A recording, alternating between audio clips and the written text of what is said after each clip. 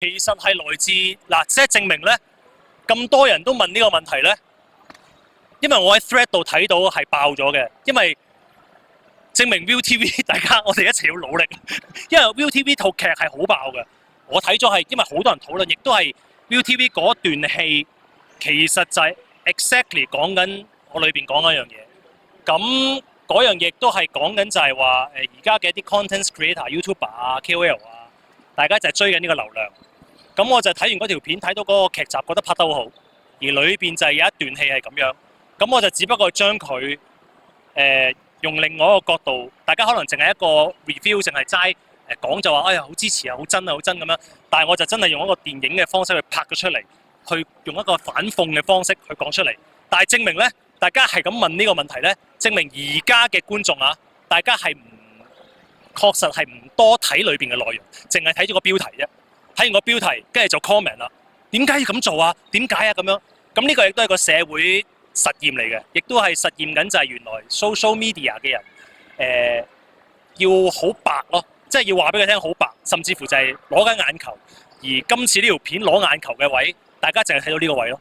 個反應就係有人反思，其實唔係呢條，其實唔係要呢條片爆喎。呢條片裏邊講嘅嗰樣嘢，就係而家問緊觀眾。其實你係希望而家不斷日日喺度碌緊手機睇緊嘅嘢，你係想睇啲咁嘅嘢，定係想睇一啲叫做正常嘅嘢咯？呢個係由觀眾去決定，因為裏邊講緊就話呢條片唔爆 ，content creator 驚；呢條片爆 ，content creator 更加驚，因為佢只會做更加爆嘅嘢。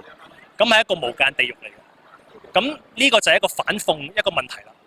亦都就係要思考啦，但係原來喺 social media 叫大家去思考係一件好難嘅事嚟嘅。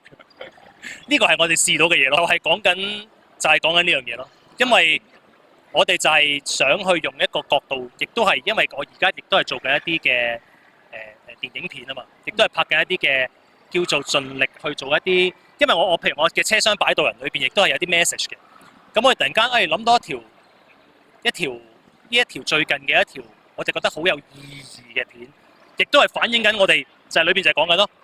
究竟我哋好用心，用緊好多嘅鐘頭去剪片、拍片，請 artist 嚟喺短視頻平台去拍啲有質素嘅 drama 片，夠唔夠一個 let's say 就係求其可能有一啲嘅人可能會露下，甚至乎做一啲好傻嘅嘢，佢嘅流量係勁好多嘅喎。咁究竟我哋呢度好用心去做緊嘅呢班人，就係一個問題啦，值唔值得呢？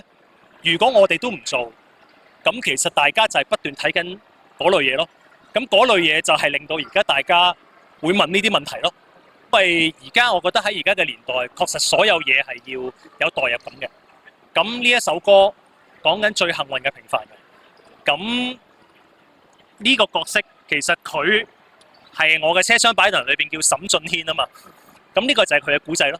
咁佢嘅故仔亦都係我嘅故仔，佢嘅故仔亦都係大家嘅故仔。喺你哋而家每一個人經歷緊嘅一啲困難，其實我覺得最幸福、最簡單就係你身邊有一個人好支持。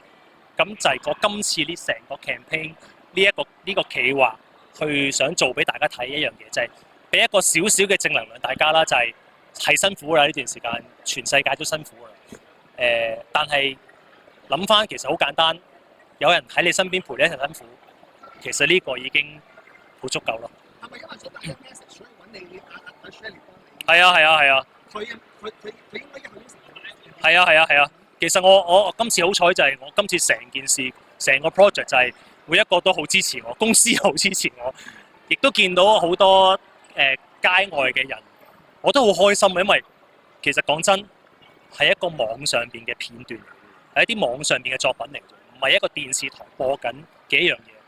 但係我真係呢段時間喺街度，或者我前2日同我去做嘢，有人係走埋嚟我講，我睇咗你車廂擺渡人啊！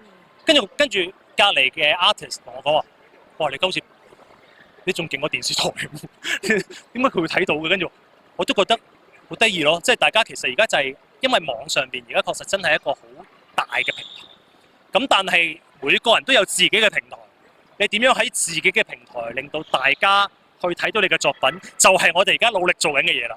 就係講緊正話啱啱最新嗰條片，就係講緊嘅流量同埋講緊嘅呢一樣嘢。究竟點樣？就算你做一啲好嘅作品，你都要令到點樣令到啲人睇到你嘅作品？